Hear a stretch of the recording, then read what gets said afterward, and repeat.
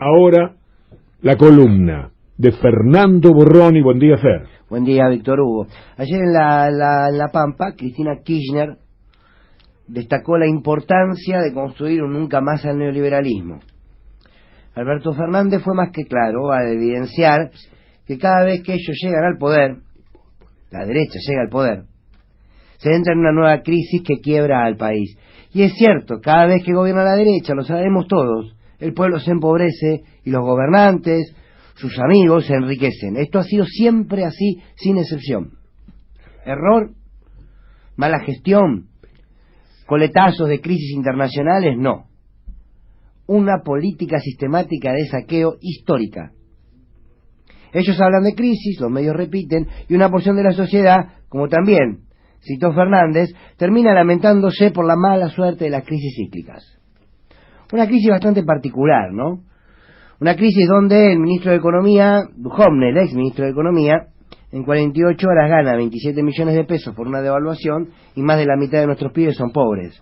Una crisis rara, en donde los ricos se enriquecen y los pobres se multiplican y se empobrecen más. Hay que decir algo con claridad, precisamente para construir ese nunca más al neoliberalismo. El neoliberalismo no vive crisis, ni económicas ni sociales. No son crisis, nunca ha vivido crisis. En realidad, lo que llaman crisis son los procesos y las consecuencias lógicas y las pulsiones lógicas entre los explotadores y los explotados, los saqueadores y los saqueados, entre los opresores y los oprimidos. No hay crisis. Hay una lucha sistemática entre quienes quieren dominar y quienes quieren dejar de ser dominados. La evidencia sistemática de un poder que roba el patrimonio del país que gobierna y de su pueblo, y el pueblo que resiste ante ellos. No hay crisis. La derecha siempre viene a hacer negocio, y ayer también lo detalló Alberto Fernández. La derecha, donde hay una necesidad, ve un negocio, y lo hacen y lo ejecutan. Ante esto, me pregunto, para construir un nunca más al neoliberalismo, ¿no deberían ser investigados por la justicia los que endeudaron al país para luego fugar los capitales a las cuentas offshore, toda la plata que ingresó? Ni un hospital, ni una escuela, ni una fábrica más. Se llevaron toda. ¿No deberían ser investigados? Y si están las pruebas, insisto, y si están las pruebas, porque no somos como ellos, ¿no deberían ir presos? Me pregunto si la política, en términos generales, está preparada para avanzar en ese sentido, o van a hacer prevalecer la lógica corporativa. Y lo digo para todos, a que le quepa el poncho que se lo ponga. ¿Por qué es importante investigar? Porque la causa de la pobreza, la causa del hambre, es la acumulación de la riqueza, y no al revés. Vieron que desde los medios de todos lados se nos dice, bueno, ¿cómo se combate la pobreza? Bien, la respuesta es fácil, combatiendo la riqueza. Combatiendo la acumulación de poder económico, y más si viene de la mano del saqueo de un país.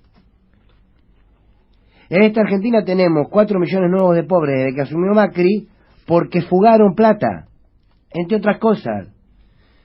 Algunos dicen, la fuga de capitales ascendió a 59.300 millones de dólares, más de lo que acordaron con el fondo. Según el Observatorio de Deuda Externa, desde el 11 de diciembre del 2015 a hoy se fugaron 133.313 millones de dólares. Insisto, me pregunto, ¿está preparada la política, la justicia y la sociedad para investigar y condenar a quienes saquearon el país? Porque si no, sí que esto se termina en una rueda que nunca se detiene. Porque las cárceles están llenas de pobres, de muchos que tienen que salir a robar porque no tienen opción. Y la calle está llena de transeúntes que se han enriquecido con el saqueo, y la vida les sonríe y el sol les da la cara. La nueva Argentina necesita una justicia que deje solo de administrar las leyes y que le ponga para precisamente equilibrar la balanza. Necesitamos una justicia que juzgue primero la estructura más corrupta, más inmoral y más violatoria de los derechos, que es el modelo neoliberal. Primero la estructura. Necesitamos también una sociedad que pida el fin de la corrupción, no solo para un tipo con un bolso en la puerta de un convento, sino para otros tantos miles que tienen, por ejemplo, 55 cuentas offshore en Panamá como el presidente de la nación. Claro, pero la sociedad no le exige. ¿Por qué? Porque no las vio, porque las cuentas offshore no las vio. En cambio, el Bolsito y a López en la puerta de un convento la vio 10.000 veces. El nunca más al neoliberalismo exige empezar con una justicia que rompa sus matrices de una ideología de derecha.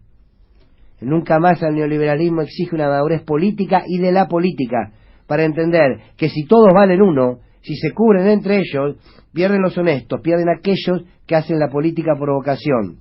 Si van a estar todos en el lodo manoseado, bánquensela después, ¿eh? El nunca más al neoliberalismo exige una conciencia social clara, a partir no solo de lo que uno vive, sino de lo que vive el otro. El nunca más al neoliberalismo exige una reforma judicial y constitucional que limite el accionar de los saqueadores. Claro, las prioridades hoy son otras. Primero es el hambre, sacar a nuestros pibes del hambre. Es crear trabajo, pero después no hay excusas, ¿eh? Después no las hay, sino sí, que generamos las condiciones para que la historia se repita. Impecable. La mañana.